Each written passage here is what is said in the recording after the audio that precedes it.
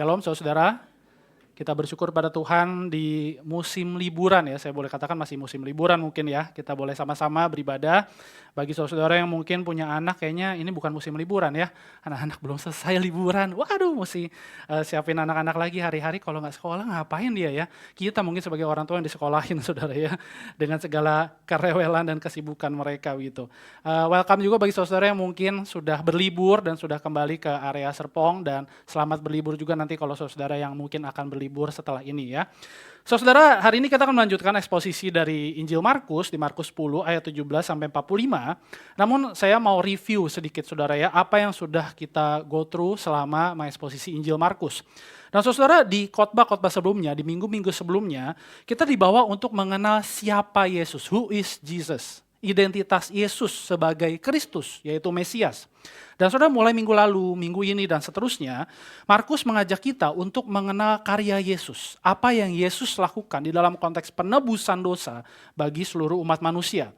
Tidak hanya tentang karya Yesus yang spektakuler, misalnya mujizat begitu ya, yang fenomenal, tapi karya keselamatan yang Yesus genapi melalui penderitaannya dan kematiannya di atas salib. Karena itu saudara, untuk memahami setidaknya dua kisah yang akan kita lihat di dalam pasal 10 ini, saya mengajak kita untuk lebih dulu memakai dua lensa untuk memahaminya ya. Yang pertama adalah tentang penderitaan saudara. Kita akan membaca pasal 10 Injil Markus ayat 32 sampai 34. Silakan saudara bisa memperhatikan di Alkitab masing-masing dan saya akan membacakan untuk kita semua. Demikian firman Tuhan. Yesus dan murid-muridnya sedang dalam perjalanan ke Yerusalem dan Yesus berjalan di depan. Murid-murid tercengang dan orang-orang yang mengikuti dia merasa takut. Sekali lagi Yesus memanggil ke-12 muridnya lalu mengatakan kepada mereka apa yang akan terjadi atas dirinya. Sekarang kita pergi ke Yerusalem dan anak manusia akan diserahkan kepada imam-imam kepala dan ahli-ahli Taurat. Dan mereka akan menjatuhi hukuman mati kepadanya. Mereka akan menyerahkan dia kepada bangsa lain yang akan mengolok-olok, meludahi, mencabuk, dan membunuh dia. Tetapi sesudah 3 hari ia akan bangkit. Saudara, lensa kedua yang mengajak kita untuk melihat lebih dalam akan dua kisah yang ada di Markus 10 ini adalah tentang pembalikan saudara ya. Khususnya yang ada dicatat di ayat 31, 43, dan 44. Saya akan bacakan. Namun banyak orang yang pertama akan menjadi yang terakhir dan yang terakhir akan menjadi yang pertama. Tidaklah demikian di antara kamu. Siapa saja yang ingin menjadi besar di antara kamu, hendaklah ia menjadi pelayanmu. Siapa saja yang ingin menjadi yang pertama di antara kamu, hendaklah ia menjadi hamba untuk semuanya.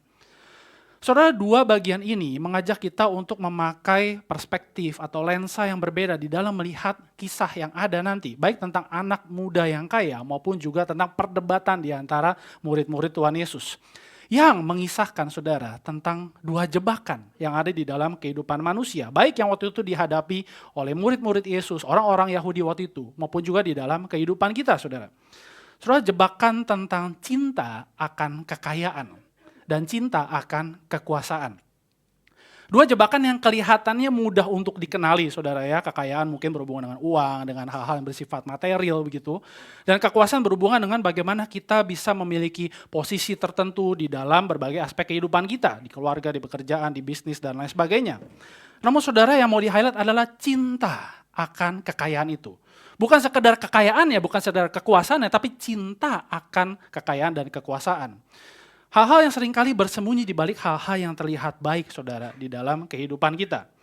Nah saudara, mari kita perhatikan bagaimana ada seorang anak muda yang kaya waktu itu tiba-tiba datang kepada Yesus yang sedang meneruskan perjalanannya. Di Markus 10 ayat 17 saya akan bacakan. Pada waktu Yesus meneruskan perjalanannya, datanglah seseorang berlari-lari mendapatkan dia dan sambil berlutut di hadapannya ia bertanya, "Guru yang baik, apa yang harus kuperbuat untuk memperoleh hidup yang kekal?" Saudara, di Injil-Injil yang lain dicatat juga bahwa orang ini adalah seorang yang masih muda dan sangat kaya. Hartanya banyak sekali dan kemungkinan dia punya status sosial yang sangat baik juga. Dan mungkin dia punya jabatan tertentu saudara. Saudara, seorang muda yang kaya ini datang dengan sebuah urgensi rohani. Seakan ada sesuatu di dalam hatinya yang harus dipenuhi saat itu juga. Sehingga dia berlari-lari mengejar Yesus dan setelah mendapat Yesus dia sampai berlutut di depan Yesus. Tapi saudara, dia sedang membawa sebuah urgensi dalam hatinya dengan tujuan dan pemahaman yang salah saudara. Khususnya tentang kebaikan dan juga hidup yang kekal. Saudara, anak muda ini merasa sudah cukup baik dan juga sangat kaya. Dan dia merasa juga ada kekosongan di hatinya yang tidak bisa dipenuhi oleh apapun. Dia merasa perlu ada sebuah jaminan yang rohani untuk mengikat semua hal yang sudah dapatkan secara jasmani, saudara. Supaya nanti di kehidupan yang kekal, di kebangkitan orang mati nanti di masa depan, dia bisa menikmati kekekalan. Ya. Saudara, kalau kita lihat sekilas kehidupan anak muda ini, mungkin ya kehidupan dia seperti peribahasa yang pernah kita dengar, muda, kaya raya, tua, apa saudara? Oh jangan langsung, tunggu dulu ya, tua baru ke gereja begitu ya. Mati pasti masuk surga ya. Saudara, konteks orang kaya waktu itu, entah dia muda, entah dia tua begitu ya. Kekayaan itu menandakan sebuah hidup yang baik dan diberkati oleh Tuhan. Kekayaan berkaitan erat dengan standar moral dari seseorang di dalam konteks kehidupan orang Yahudi. Kalau seseorang kaya, sangat kaya, berarti kehidupan moralnya sangat baik. So anak muda ini datang kepada Yesus seakan-akan berkata bahwa saya sudah sukses di semua aspek hidup saya. Ekonomi, sosial, moral, keluarga, dan agama. Tapi kok masih ada yang kurang ya? Saudara, anak muda ini seperti seorang artis muda mungkin sekarang ya yang sangat kaya, keluarganya old money, kekayaannya nggak habis 21 turunan saudara ya. Tidak hanya 7 kali 3 gitu, nggak habis-habis ya. Kerjaannya bagus, filmnya sering masuk box office, ada endorse di mana-mana. Tapi dia merasa ada sesuatu yang kurang di dalam hatinya. Lalu mungkin artis muda ini mencari seorang guru spiritual dengan harapan dia bisa mengisi apa yang kurang itu, mengisi apa yang kosong itu. Saudara, anak muda yang kaya ini berusaha untuk flexing di hadapan Yesus. Tapi dia nggak tahu saudara, sedang berhadapan dengan siapa. Dia berusaha flexing dengan segala yang dia punya, entah itu moral, agama, kekayaan, kebaikan. Tapi dia nggak tahu, dia lagi ngomong sama siapa. Dan dia berkata dengan polosnya, guru yang baik, apa yang harus aku lakukan dengan semua yang sudah aku punya, dengan standar kebaikanku, dengan standar hidupku, supaya aku beroleh hidup yang kekal. Saudara, Tuhan Yesus menjawab dengan berbalik bertanya, mengapa kau katakan aku baik? Tak seorang pun yang baik selain Allah saja. Saudara, dengan kalimat ini Tuhan Yesus bukan sedang menegasi begitu ya, menolak saya tidak baik, ya saya bukan Allah gitu. Enggak saudara. Tapi Tuhan Yesus sedang menanyakan yang jauh lebih dalam di hati anak muda ini. Kenapa sih kamu bilang saya baik? Dengan ukuran apa? Dengan perbandingan apa kamu mengatakan saya baik? Apakah kamu sedang mengatakan saya baik berdasarkan standar kebaikanmu? Maka saudara, Tuhan Yesus seperti menguji standar kehidupan dari anak muda yang kaya ini dengan menyebutkan 6 ya, dari 10 hukum Allah untuk menguji motif hati juga dari anak muda yang kaya ini. Nah saudara, somehow pengujian Yesus terbukti karena Yesus berusaha mengarahkan standar hidup dari anak muda ini. Bukan tentang manusia, tapi tentang Allah. Saudara, dengan menghadapi anak muda yang kaya ini, dengan jawaban Tuhan Yesus itu bukan sekedar berkata, kalau kaya berarti kita jahat. Ya. Kalau kaya berarti berdosa, maka kalian harus jadi miskin. Enggak saudara. Ya. Saudara, tidak semua orang yang kaya adalah orang yang jahat, bukan? Dan tidak semua orang yang miskin atau yang kurang kaya adalah orang yang baik. Ya. Saudara, ini bukan tentang kekayaan, tapi tentang loyalitas di balik kekayaan itu. Tentang kecintaan dari kekayaan itu. Dan ketika Tuhan Yesus berkata, jual semua hartamu, engkau akan mendapatkan harta surgawi dan ikut aku, kata Yesus. Soalnya Yesus gak lagi nyebutin 6 atau 8 ya dari 10 hukum, dia langsung membawa kepada inti dari 10 hukum itu, di hukum yang pertama. Ingat saudara, hukum yang pertama apa bunyinya? Baca lagi Keluaran 20 ya. Jangan ada padamu Allah lain di hadapanku, kata Tuhan. Jangan ada lagi Allah dalam bentuk apapun, atau dengan kata lain, jangan mencintai apapun di luar aku, kata Yesus. Seakan Yesus mau berkata, hai anak muda, engkau kaya, tapi apakah engkau sedang menyembah kekayaanmu? Saudara, Tim Keller berkata bahwa adalah satu hal, kalau kita anggap Tuhan itu bos kita, atau teladan kita, atau mentor kita. Tapi kalau Tuhan adalah juru selamat kita, itu hal yang lain. Itu hal yang jauh sama sekali berbeda. Karena kita harus menanggalkan, mengganti segala sesuatu yang kita anggap sebagai juru selamat. Di dalam kehidupan kita, kalau kita bekerja misalnya ya, bos kita bisa berganti, atasan kita bisa berganti, ya, dan lain sebagainya. Kalau kita punya mentor atau coach finansial, spiritual begitu, ya orangnya bisa nggak ada, bisa berganti dan lain sebagainya.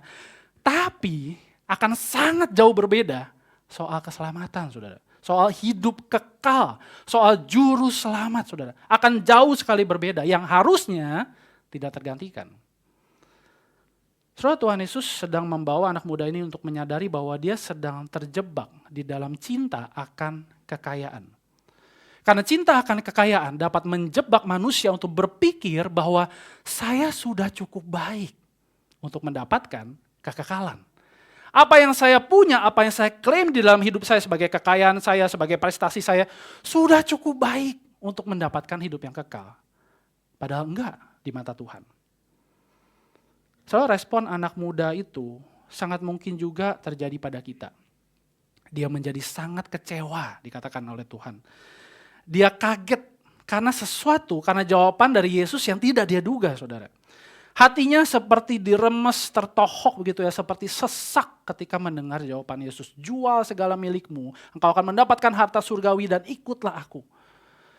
Dan anak muda ini dikatakan pergi dengan sedihnya, atau dengan sangat berduka seperti sudah kehilangan sesuatu yang sangat berharga. Sebab dikatakan banyak hartanya. Sebab hartanya sudah menjadi identitas bagi dirinya. Sebab hartanya sudah menjebak dia, menjerat dia, memperbudak seluruh hidupnya. Sehingga dia gak bisa lagi ikut Yesus. Saudara, ada sebuah cerita dari seorang misionaris wanita bernama Amy Carmichael yang melayani di India, saudara. Suatu kali diceritakan dia ngobrol dengan salah satu perempuan yang ternyata adalah seorang ratu Hindu ya, ratu di dalam agama Hindu di India. Dan ketika mereka ngobrol, Amy menangkap bahwa perempuan ini sedang lapar akan sesuatu yang rohani. Dia sudah punya segala-galanya sebagai manusia, apalagi dia dikatakan ratu dari agama Hindu begitu ya. Namun Amy berusaha nahan-nahan, gak langsung cerita tentang Yesus. Tapi si Ratu Hindu ini terus-menerus maksa Amy untuk ceritakan apa sih yang menjadi jawaban dari kelaparan hatimu. Aku juga lapar, aku ingin dipenuhi. Dan ketika Amy membacakan ayat demi ayat di Alkitab yang membicarakan tentang siapa Yesus, apa syarat pengikut Yesus, bagaimana mengikut Yesus di dalam kehidupan ini. Saudara, Ratu Hindu ini merespon demikian. Sejauh itu ya, saya harus ikut Yesus. Sedalam itu ya, sejauh itu ya, saya gak bisa ikut Yesus sejauh itu.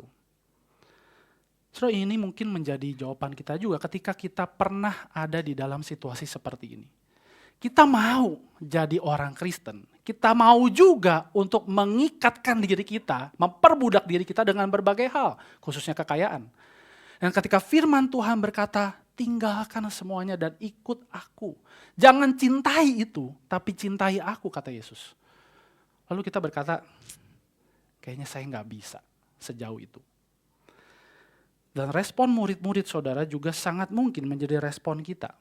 Mereka tercengang, dikatakan di ayat 24 dan 26, makin tercengang karena mereka melihat, wah, orang yang kaya begini, orang yang sangat baik hidupnya, orang yang kelihatannya hidupnya diberkati Tuhan, gak bisa mendapatkan hidup kekal. Orang yang standar moralnya lebih baik dari saya, orang yang standar sosial ekonominya lebih baik dari saya, kok gak bisa dapat hidup kekal? Lalu siapa yang bisa diselamatkan? Nah, saudara, seperti biasa, seorang Petrus yang sangat berani, dia juga langsung berkata, kami sudah meninggalkan semuanya dan mengikut engkau Yesus. Dengan kata lain dia mau meminta, apa upah saya?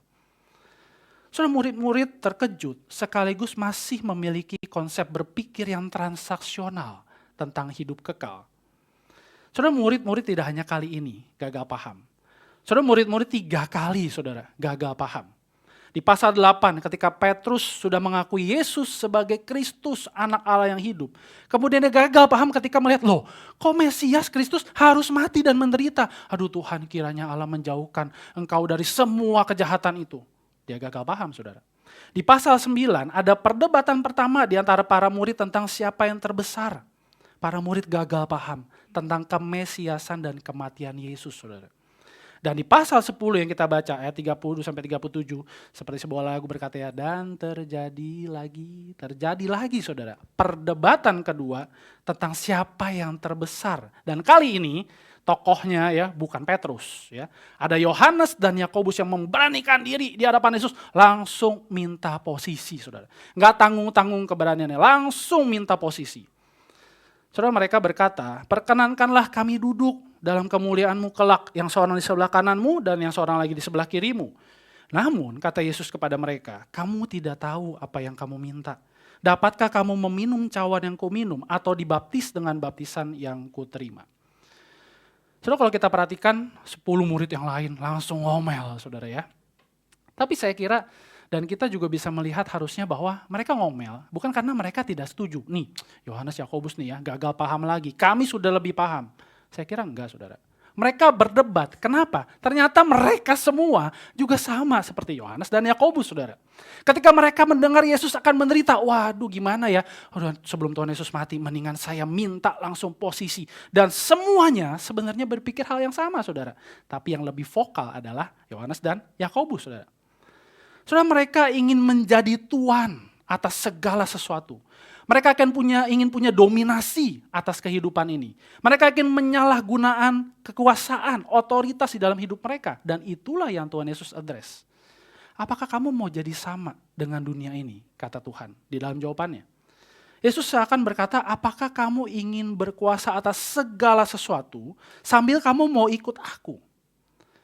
Saudara, para murid sedang terjebak di dalam cinta akan kekuasaan. Jebakan yang membuat mereka berpikir bahwa kalau saya bisa berkuasa atas segala sesuatu, maka hidup saya pasti akan baik. Dan itulah goal terakhir di dalam hidup saya. Karena itu, saya harus melakukan apapun, termasuk memaksa Yesus untuk membantu saya, supaya saya bisa berkuasa atas segala sesuatu. Saudara, dua jebakan ini harusnya membuat saya dan saudara berpikir lagi tentang hidup kita bersama Tuhan, saudara.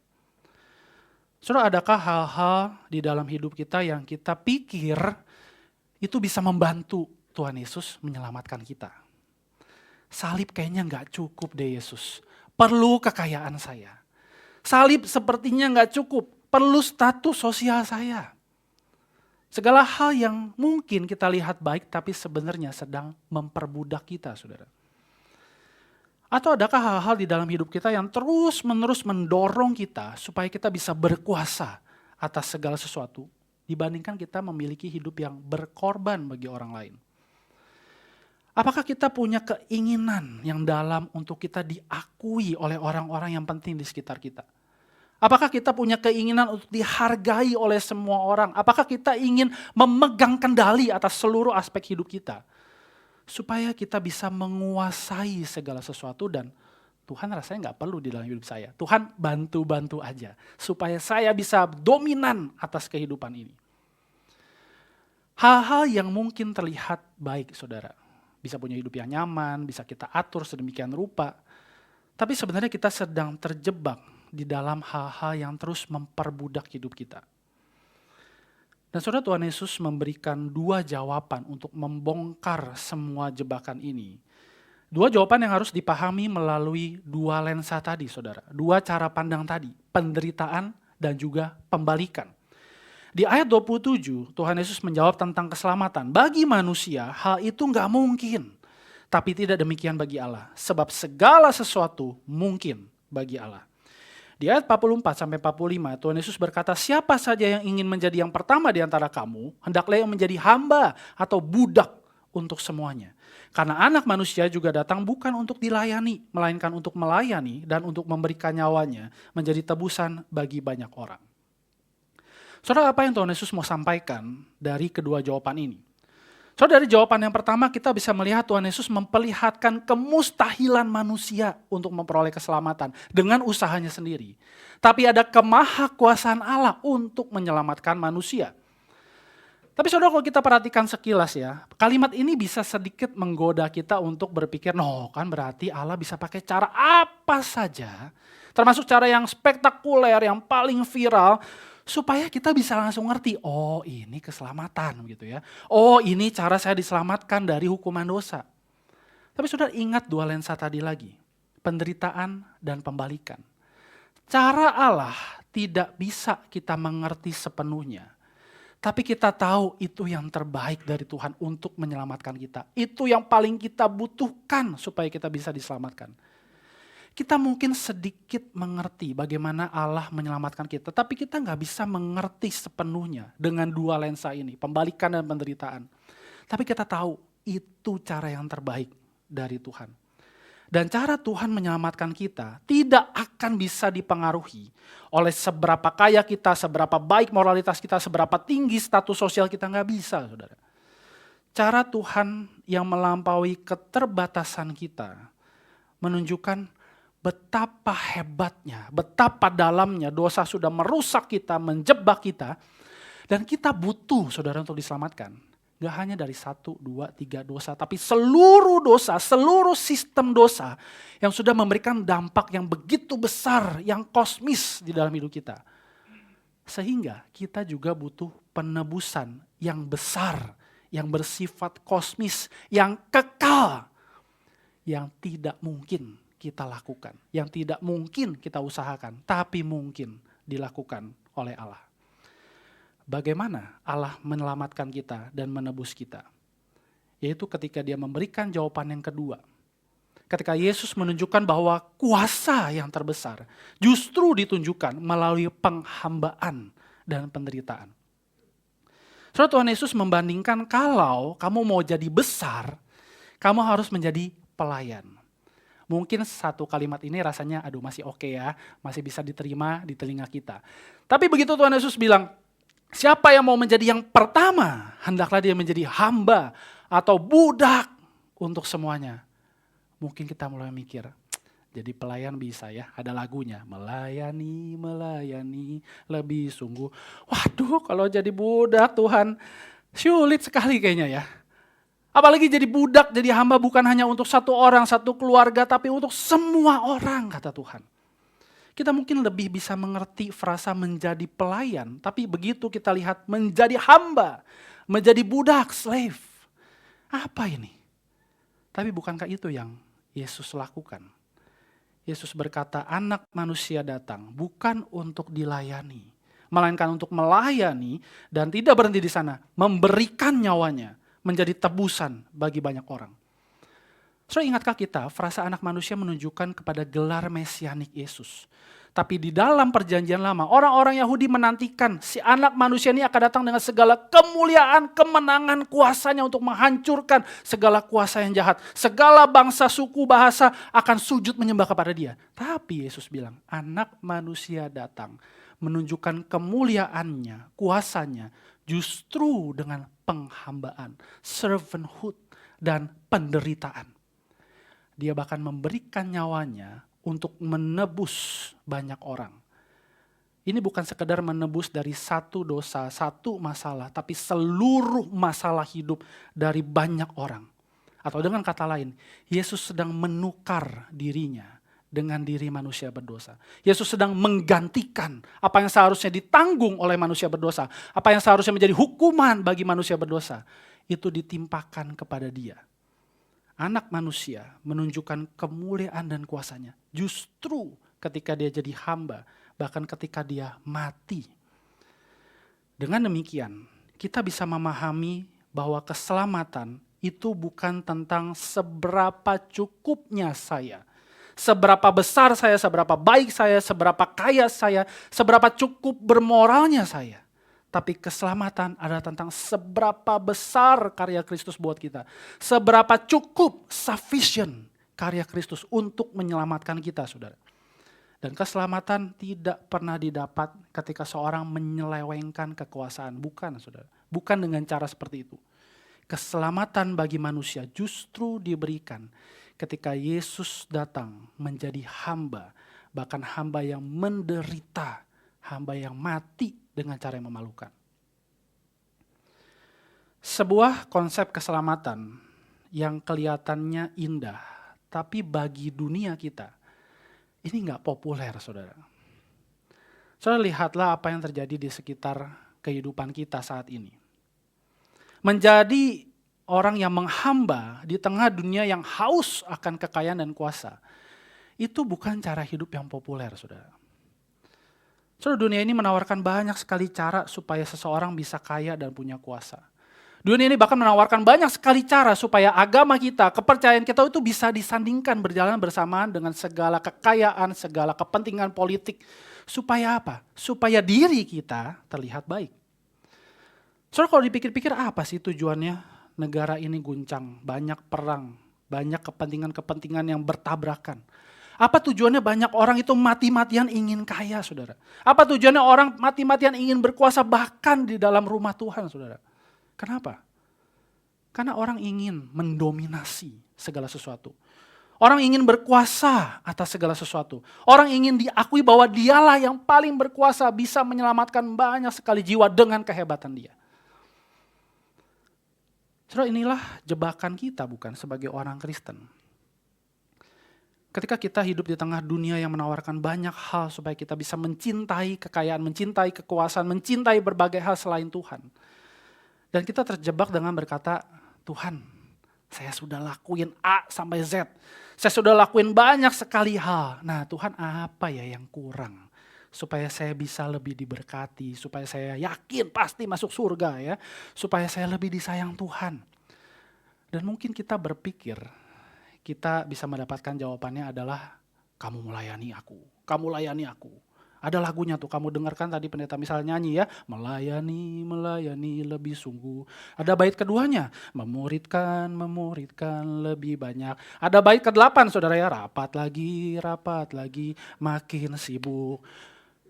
Kamu harus lakukan itu, supaya apa? Supaya ranking rohani kamu naik. Supaya dilihat punya wibawa rohani. Supaya suatu saat kamu bisa pimpin gereja. Supaya kamu bisa duduk di sebelah kiri dan kanan Pak Pendeta. Padahal kalau di sebelah kiri saya jadi pemusik saudara ya. Sebelah kanan kosong, mau duduk di mana? Supaya bisa duduk di sebelah kanan Tuhan Yesus, supaya bisa duduk sebelah kiri Tuhan Yesus. Padahal orang ini mungkin lupa, kita lupa saudara. Siapa yang ada di sebelah kiri dan kanan Yesus ketika dia disalib? Penjahat saudara. Saudara, dunia ini banyak penuh dengan orang-orang seperti Yohanes dan Yakobus. Bahkan mungkin saudara di dalam gereja. John Stott dan David Garland berkata bahwa dunia ini penuh dengan orang-orang yang mengatakan dirinya si paling, ya. Si paling ambisius, si paling status, paling ingin dihargai, ingin diterima, paling aktif di gereja. Orang-orang yang mengukur diri berdasarkan prestasi dan selalu punya mimpi untuk sukses dengan cara apapun. Dan kedua penulis ini berkata, kita nggak perlu jauh-jauh untuk cari contohnya. Dengan sangat ironis mereka berkata, lihatlah ke dalam gereja. Berapa banyak pelayan Tuhan, pengkhotbah yang berkhotbah bukan untuk menjangkau jiwa, tapi untuk meraih puncak kesuksesan di dalam gereja. Orang-orang yang memandang pemuritan sebagai ranking rohani dan keistimewaan rohani. Orang-orang yang berpikir bahwa Yesus dapat dimanfaatkan untuk mendapatkan apa yang mereka inginkan dan memberikan mereka status sebagai Tuan atas segala sesuatu. Saudara, apakah saya dan saudara pernah ada atau mungkin sedang ada di dalam kondisi hati seperti ini, saudara? Dan kalau kita sedang ada di dalam kondisi seperti ini, harusnya dengan sangat sedih kita berseru pada Tuhan, betapa dalamnya saya sudah terjebak. Betapa sombong dan bodohnya saya. Betapa saya nggak mampu menyelamatkan diri dari semua jebakan dosa. Betapa diri saya, kebaikan saya, kehebatan saya, semuanya nggak cukup untuk melayakan saya melayani Yesus. Betapa saya membutuhkan anugerah Allah yang membebaskan saya dari berbagai jebakan ini. Dan melayakan saya untuk melayani Tuhan. Saudara, maukah kita kembali menerima undangan dari Kristus yang menjadi hamba yang menderita itu? Yang memberikan hidup yang diselamatkan bagi kita.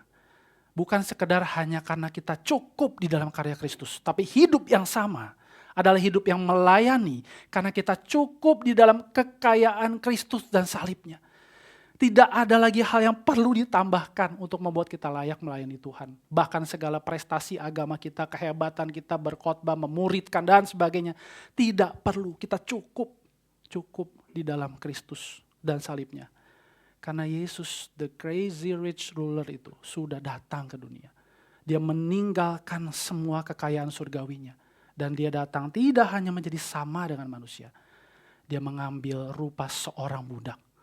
Dia mengambil rupa seorang hamba. Sesuatu yang gak perlu dia lakukan sebenarnya. Tapi karena kasihnya yang begitu besar. Kasihnya yang begitu boros buat kita orang berdosa. Dia lakukan itu semua. Supaya kita yang percaya kepada dia mengalami kekayaan anugerah keselamatan Allah itu. Kekayaan surgawi yang membuat hati kita cukup di dalam Kristus. Puas di dalam Kristus. Sufficient in Christ. Dan dengan hati seperti itu, kita dilayakan untuk melayani Kristus. Dan saudara, melayani Tuhan, melayani seperti Kristus sang hamba, adalah tentang memeluk sesamamu. Bukan melayani dengan jauh menjaga jarak, tapi dengan mendekat menjadi serupa dengan sesamamu. Bahkan membayar harga demi keserupaan itu. Saudara, ketika saya misalnya mau melayani seseorang yang hidupnya sedang tidak baik-baik saja, saya nggak bisa dari jauh cuman liatin dia begitu, aduh kasihan hidupnya ya. Penuh dengan berbagai luka di kehidupan, dengan krisis, dia sedang mengalami guncangan iman yang berat. Cuma dari jauh ngomong-ngomong terus begitu ya, itu namanya mereview kehidupan orang mungkin saudara ya. Nggak bisa saudara. Saya harus mendekat kepada dia. Saya kasih contoh saudara ya. Nah, istri saya udah siap kasih contoh. Karena dia satu-satunya contoh hidup ya yang bisa saya gunakan saudara. Saya nggak bisa nih, misalnya hidup saya ya sedikit lebih baik dari istri saya. Dan istri saya ini hidupnya sedang penuh luka, sedang penuh dengan pergumulan. Karena suaminya ngomel mulu, anaknya rewel ya. Oh bener ternyata ya. Saya nggak bisa tolongin dia itu dengan menjaga jarak. Cuman ngomongin, ayo kamu sabarlah ya sama Jet ya. Kamu sabarlah sama aku nih, orang yang bawel ini ya, yang terlalu ada. Oh nggak bisa sabar, oke. Kalau saya mau tolong dia, saya nggak bisa saudara berjauhan seperti ini. Saya harus mendekat, bahkan memeluk dia saudara. Jangan ngiri ya. Saya harus memeluk dia supaya apa? Saya menjadi serupa dengan dia. Saya nggak bisa betul-betul persis, terima kasih silakan duduk.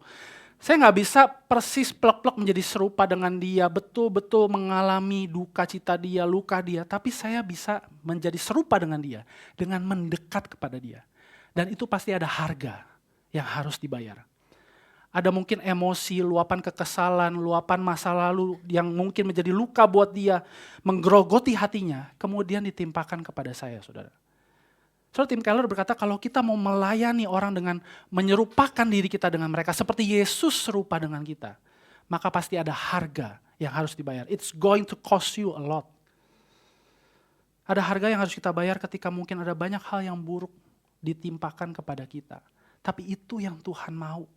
Supaya kita bukan sekedar menjadi pelayan yang melayani karena kehebatan kita. Tapi justru karena kerendahan hati kita. Menjadi hamba dari semua hamba Allah. Jika semua orang bisa berkata, saya melayani Tuhan. Saya adalah orang yang paling rendah. Budak yang paling rendah. Dan seperti itulah sikap hati kita seharusnya. Ketika kita melayani Tuhan. Menjadi hamba bagi semua. Membasuh air mata sesamamu bukan dengan lap saudara. Tapi dengan hati kita yang sudah lebih dulu dibasuh oleh Yesus. Mendengar keluh kesah mereka. Bukan hanya dengan kasih telinga, kasih waktu. Tapi dengan memberi seluruh hidup kita. Menolong sesama kita. Bukan menjadi juru selamat mereka saudara. Tapi berjalan bersama mereka. Memeluk mereka di dalam berbagai kesulitan dan penderitaan hidup. Dan maukah kita juga menjadi gereja yang menerima undangan dari Kristus sang hamba itu. Menjadi gereja yang simple saudara, sederhana, bukan gereja yang fenomenal dengan segala gegap gempita dunia, bukan. Menjadi gereja dengan budaya penghambaan. Menjadi gereja yang bukan tentang ingin lebih berkuasa, mempertahankan fasilitas, mencari pengaruh sebanyak-banyaknya, menjadi gereja yang paling viral. Bukan saudara, tapi Yesus menantang kita untuk boleh menjadi gereja yang serupa dengan dia. Terus menerus mengejar kerendahan hati dan penghambaan. Dengan cara apa saudara? Melepas. Melepas semua keinginan untuk berkuasa, keinginan untuk menjadi besar. Supaya kita sebagai gereja bisa dibebaskan untuk boleh menjadi hamba Kristus. Yang pengejarannya adalah kerendahan hati. Kerendahan hati dan kerendahan hati saudara. So, saya akan menutup khotbah hari ini dengan sebuah kalimat dari Charles Spurgeon yang kiranya juga bisa menjadi doa kita, saudara. Ketika kita menyadari Yesus sebagai sang hamba dari semua hamba, mana mungkin kita berani memegahkan diri? Bukankah dia sudah merendahkan dirinya ketika dia melepaskan jubah kemuliaannya sampai dia dipermalukan di atas salib? Bukankah di atas salib dia sudah mengosongkan dirinya, mencurahkan darahnya, menyerahkan nyawanya untuk kita semua. Bahkan sampai tubuhnya dibaringkan di sebuah kubur pinjaman. How low was our dear Redeemer brought? Betapa rendahnya penebus kita. Bagaimana mungkin kita meninggikan diri di hadapannya? Jika engkau tidak merendahkan dirimu di hadapan salib Yesus, engkau belum betul-betul mengenalnya. Mari kita berdoa.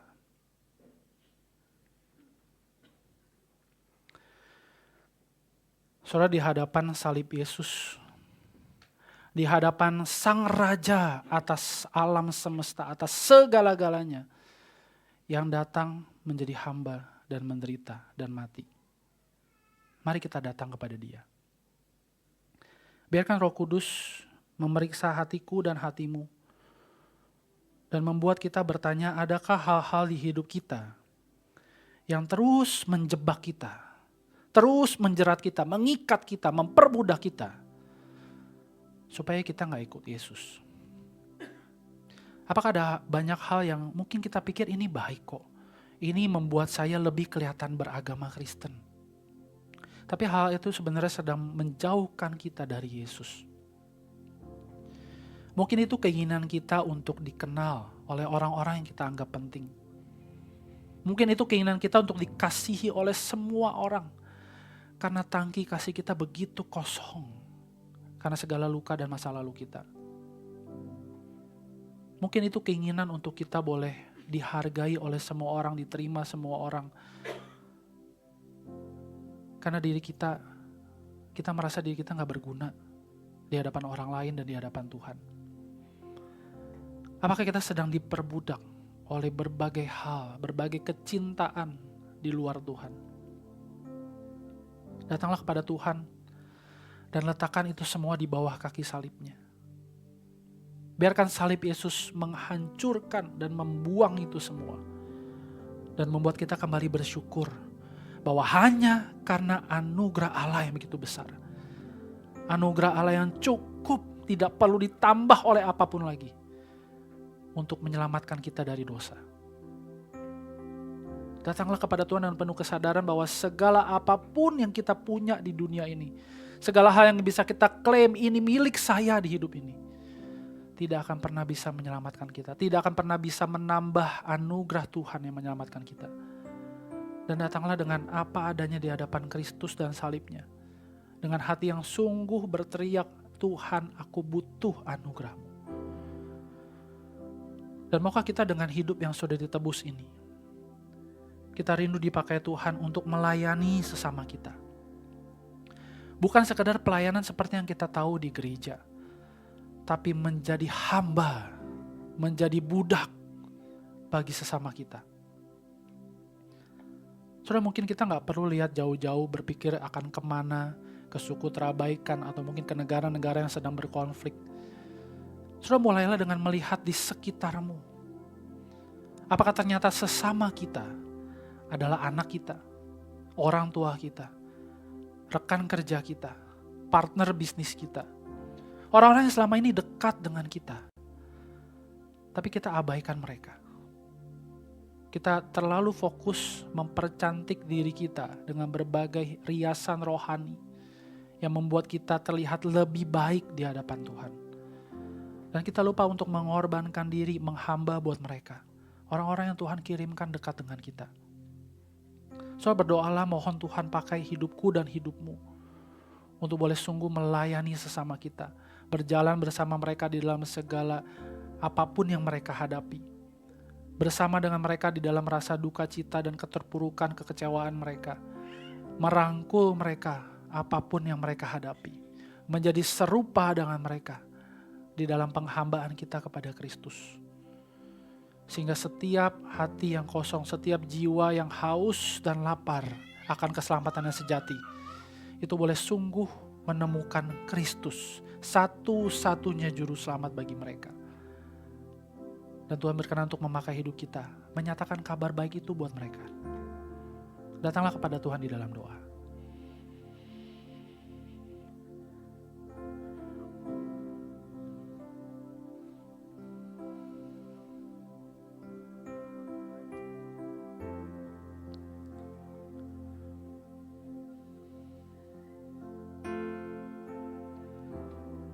Tuhan bawa kami lagi untuk menyadari betapa besar, betapa mahal pengorbanan, penebusan yang Kau berikan buat kami.